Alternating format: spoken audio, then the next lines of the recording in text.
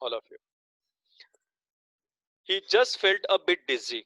Dizzy means uncomfortable feeling of spinning, meaning means going round and round downstairs in the valley.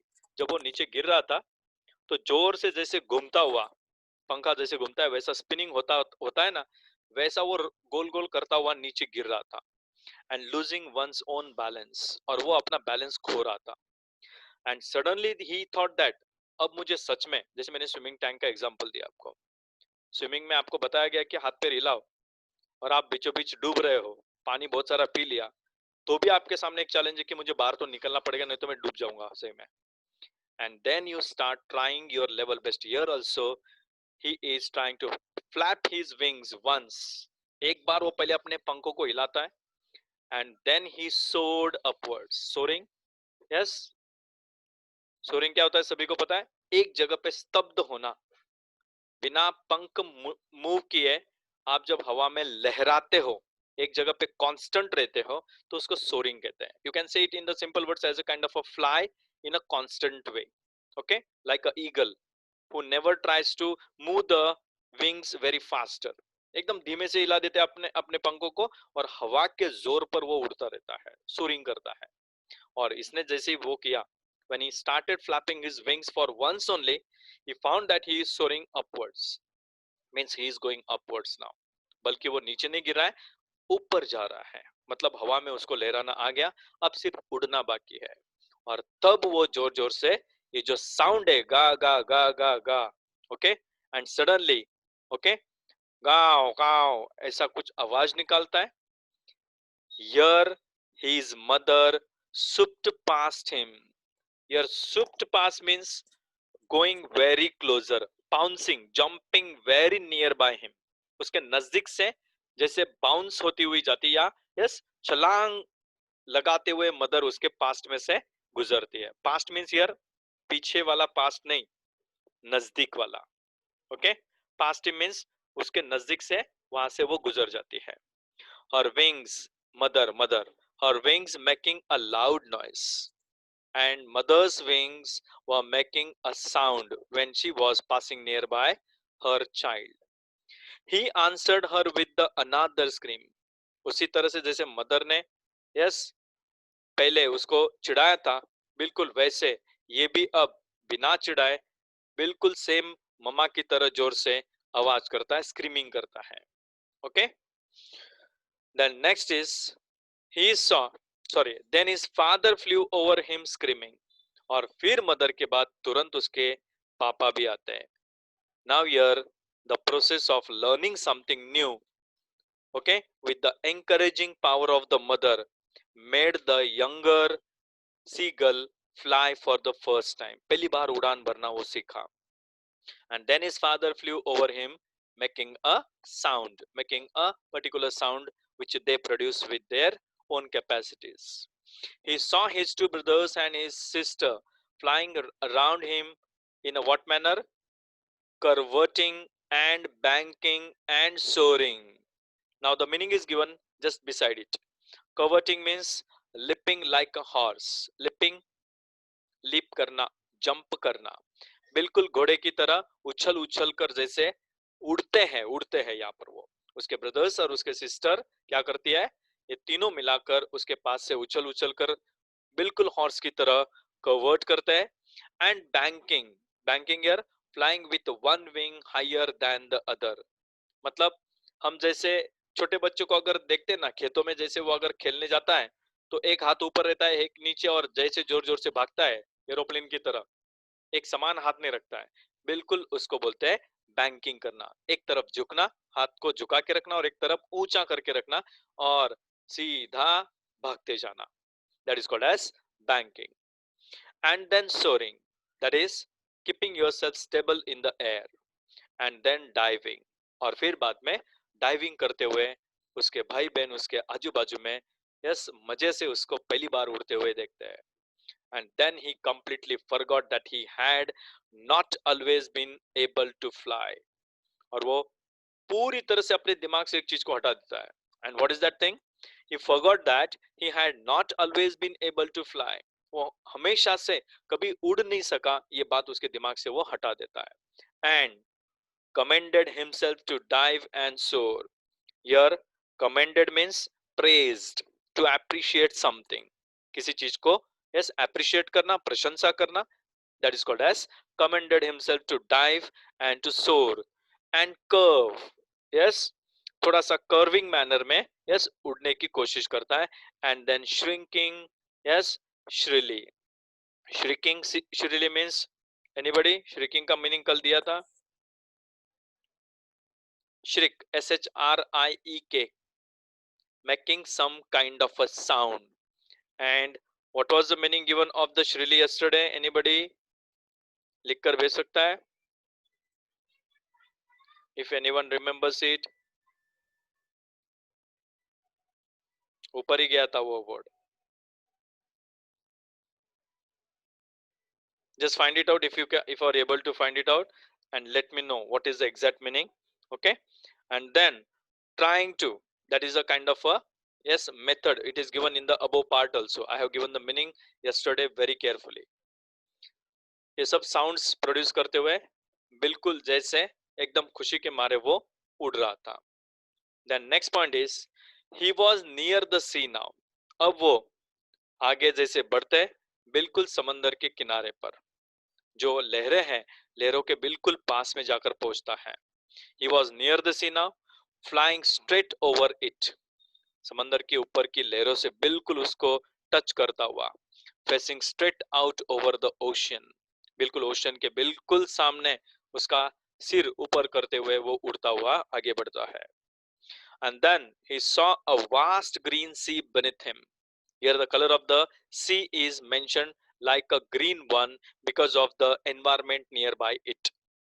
उसकी reflection होगी या तो फिर वहां पर वीड्स की ग्रोथ होगी, इसलिए वो ग्रीन कलर के सी को वहां पर नीचे देखता है. With little ridges moving over it. Ridges are the type of the circulatory movements made by the water waves. पानी की गोल गोल टाइप की जो मूवमेंट्स होती है वेवी एजेस बोलते हैं.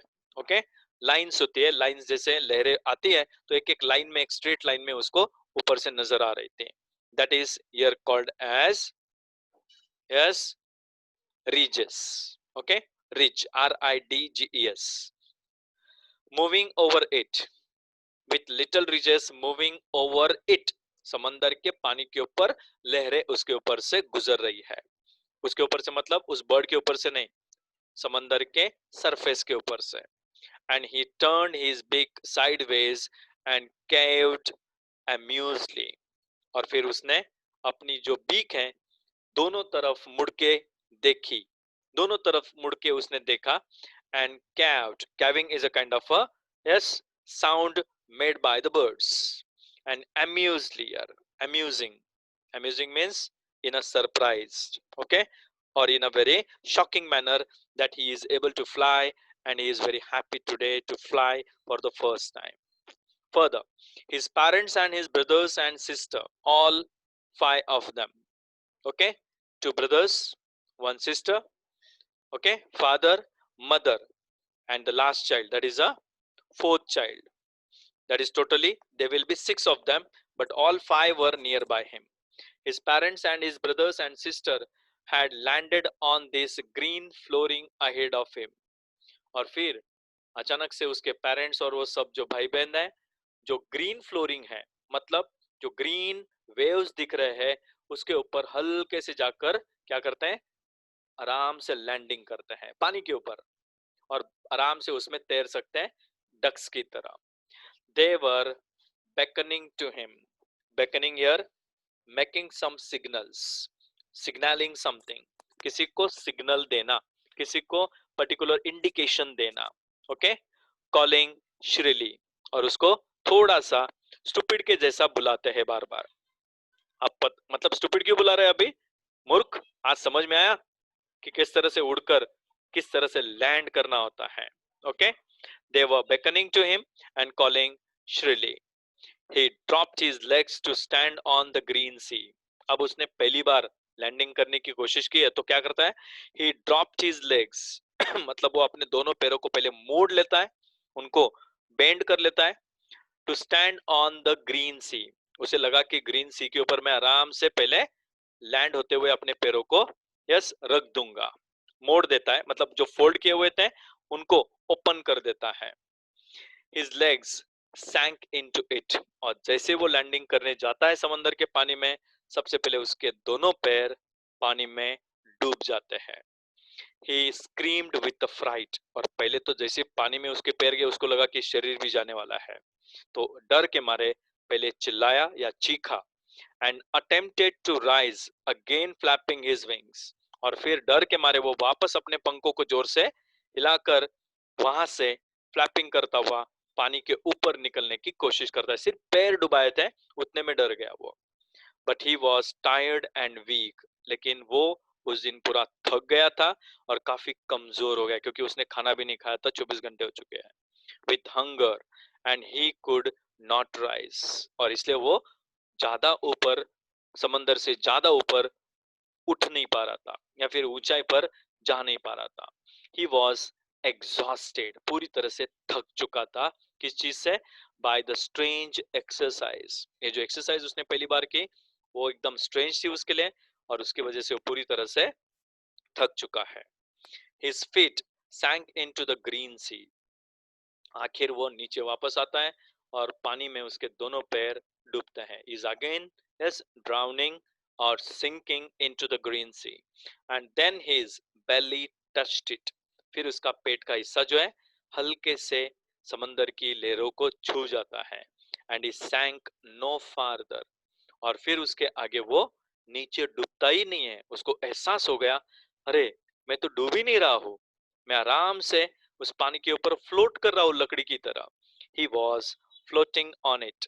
ओके, फार्दर, फार्दर मीन्स और नीचे, फार, फार्दर, फारदेस्ट, दूर और दूर, उससे भी दूर, लेकिन यहाँ पर दूर का सवाल नहीं है, यहाँ पर नीचे और उसके नीचे और उसके पानी के गहराई में, ऐसा मीनिंग है।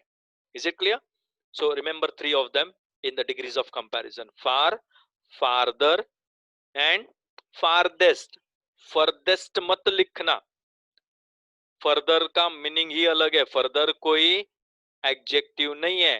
फर्दर मतलब बाद में, further I will tell you, बाद में मैं तुम्हें बताऊंगा। फर्दर वो उसको बोलते हैं, उसको फर्देस्ट नहीं बोलते हैं। प्लीज ऐसा भयंकर वर्ड मत बनाना, for God sake. Is it clear? Far, farther and farthest.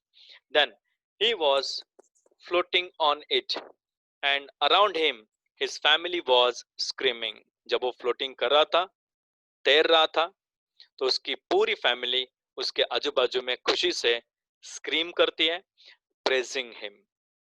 I hope your answer is here.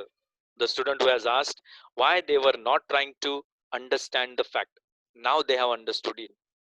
अब वो उसे अच्छी तरह से यस जान चुके हैं, क्योंकि उन्हें जो चाहिए था उससे वो उन्हें मिल चुका है। Praising him, and their beaks were offering him scraps of dogfish, fish का प्रकार है, ओके। और उसके खुशी के लिए या उसके इस तरह के आज के इतने बड़े एक्शन के लिए उसके सभी भाई बहन, उसके पेरेंट्स उसको क्या खिला रहे थे? Yes, all the small pieces of the dog fish उसको यस आराम से उसको रेडीमेड उसको खिला रहे थे। He had made his first flight, और इस तरह से उस यंग सी गर्ल ने अपनी पहली फ्लाइट इस तरह से भर दी थी, और वो आज अपनी फर्स्ट फ्लाइट से बहुत खुश था। सिर्फ वो नहीं, उसकी पूरी फैमिली बहुत खुश थी।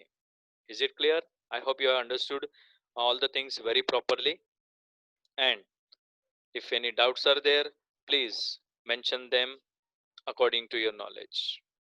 Now shall I move in the next session, especially second part? There are some of the important questions given there, please try to check them properly. If any doubt is there in the exercise, just concern me or contact me for the matter. Clear? If anyone is there, please mention anything, any problem is there, so that I can move in the next part, that is point number 2, the black aeroplane. Shall I start it? I can't listen to your sound. I know that. Okay. Now, within the next 9 minutes, we'll try to continue it and then further, okay? Continue in the next session.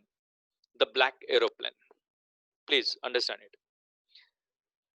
One by one word, and every small part of the lesson should be captured very clearly, otherwise you'll be in a confusion. Okay? Now,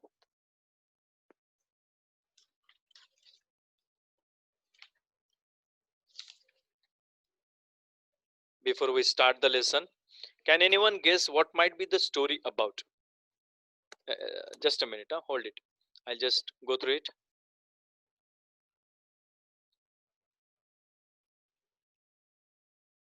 Would anyone like to tell me that what might be the story about? Means I can understand that what the story might be about. Yes? Anybody? Can anyone guess it? I'm not getting your sound. सुनाई नहीं दे रहा है.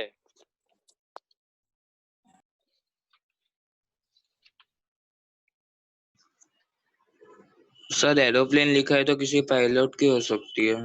Pardon? Yes? Sir aeroplane लिखा है तो किसी pilot की हो सकती है. Okay. सर वो कोई स्टॉर्म में मतलब खो गया है.